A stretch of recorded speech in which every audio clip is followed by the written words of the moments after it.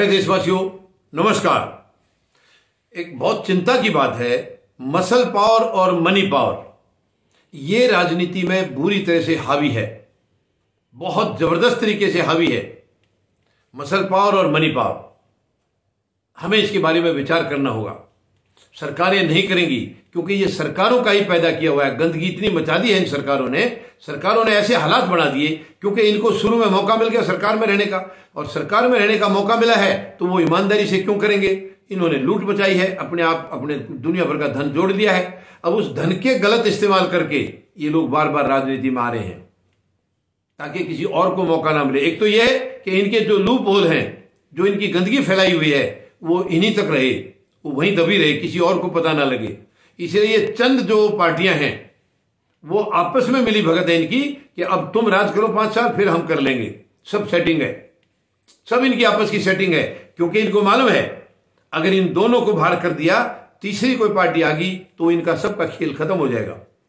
तो जो इन्होंने अभी तक धांधलेबाजी करके जो छिपा छिपा के किया है चोरी से, वो सारे बाहर आ जाएंगे।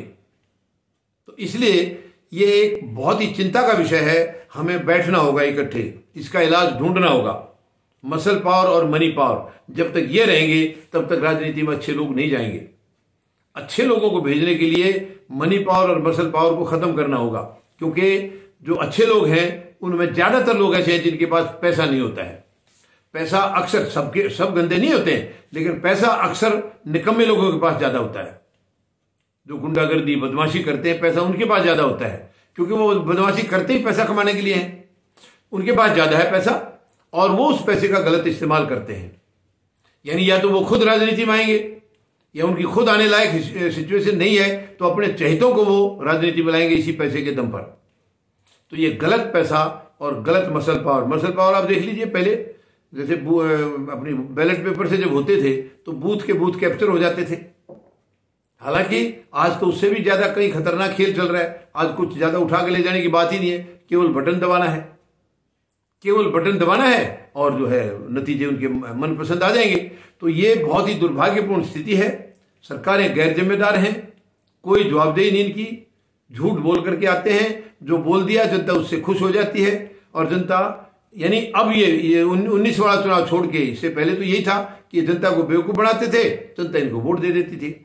अब इन्होंने उससे भी पीछा छुड़ा लिया है कि जनता की वोट की जरूरत नहीं है, ताकि किसी को कल अगर ये कुछ फायदा ना दे सकें तो इनको वोट नहीं मिलेंगे। ये है इनका जो संदेह है। इसलिए इन्होंने ऐसा रास्ता निकाल दिया कि जनता की वोट की जरूरत ही ना पड़े, जनता से इनको कोई लेने देने की नौबत ही ना आए। इसलिए ईवीएम से सारी सेटिंग कर रखी है। इस देश में 20 लाख ईवीएम मशीनें गायब हैं। वो कहाँ हैं कोई बताने वाला नहीं है। तो हमें सब देशवासियों को इसके ऊपर गहन चिंता करनी होगी।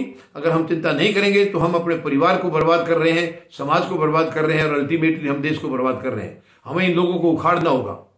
इनके ये गंदे जो तरीके हैं इनको खत्म करना होगा। इन नेताओं को जो एग्जिस्टिंग जो है इनको बाहर का रास्ता दिखाना होगा, और संवैधानिक तरीके से बैलेट पेपर से नई, जिसको कि राष्ट्रीय सरकार कहेंगे, ऐसी सरकार का गठन करना होगा, जिसमें गरीब, मजदूर, जवान और किसान ये सच्चे जनप्रतिनिधि होंगे।